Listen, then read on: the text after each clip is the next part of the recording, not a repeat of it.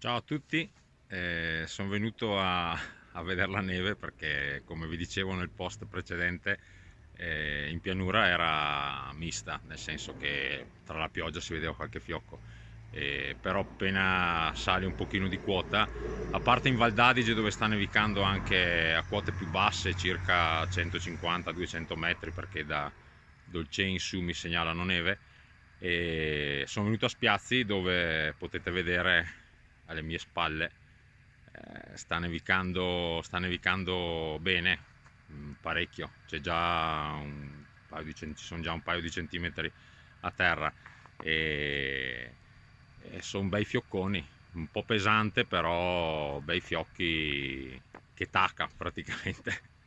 Quindi insomma mi toccava venire a vederla qua e farvi il video, dai, spero che i freddofili siano contenti di vederla almeno in video. Sulla strada che va da Spiazzi inizia ad attaccare dai 600 metri in su, non prima è ancora acqua mista. Comunque qua proprio una bella nevicata. Adesso magari ve la faccio vedere senza la rottura del pallet e il bortoletto in mezzo. Non so se riuscite a vedere, ci sono già comunque lì i mezzi